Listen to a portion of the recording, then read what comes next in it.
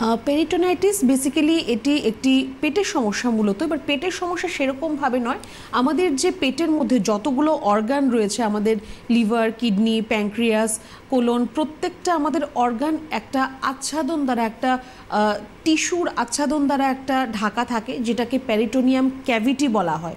এই peritoneum cavity আর এই organ, তার মাঝখানে যদি আপনার ফ্লুইড জমা হতে থাকে, ওই জায়গায় যদি আপনার জল জমা হতে থাকে, তো সেটাকে আমরা পেরিটোনাইটিস বলে থাকি।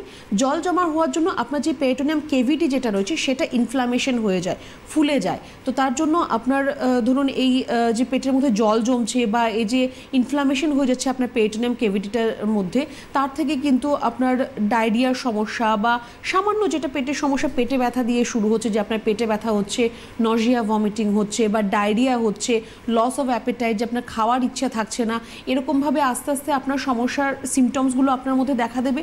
পরবর্তী সময় কিন্তু এটা গিয়ে একটা আপনার জন্য খুব ফ্যাটাল একটা আকার ধারণ করতে পারে।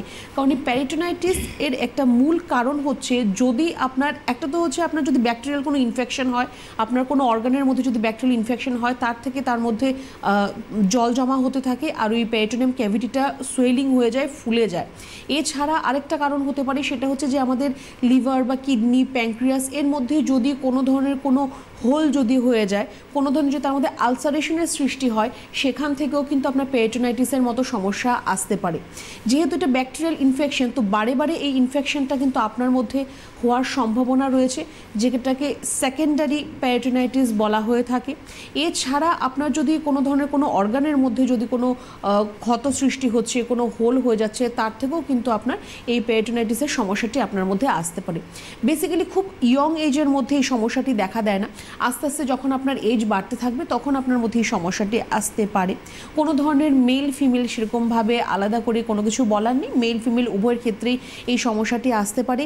আর এটা যদি আপনার অনেক দিন ধরে যদি এরকমই থাকে, যে আপনার হয়তো এরকম পেট ফুলে যাচ্ছে বা আপনার ইউরিন আপনার আটকে যাচ্ছে, স্টুল আটকে যাচ্ছে, আপনার পেটের মধ্যে আপনার খুব একটা ডিস্টেন্ডেড হয়ে যাচ্ছে, আপনি তৎক্ষণাৎ হয়তো ক্যাথেটার করে ইউরিনেশন করলেন বা আপনি স্টুলের জন্য মেডিসিন খেয়ে করলেন, কিন্তু বারে বারে যদি এই সমস্যাগুলো হয়, সেটা কিন্তু আলটিমেটলি আপনার অর্গানটাকে কিন্তু ক্ষতিগ্রস্ত করবে।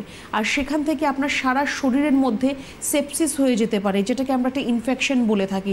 সেটা কিন্তু আপনার একদম প্রত্যেকটা টিস্যু, প্রত্যেকটা আপনার রক্তকণিকা যে রয়েছে, সেটাকেও কিন্তু ক্ষতিগ্রস্ত করতে পারে।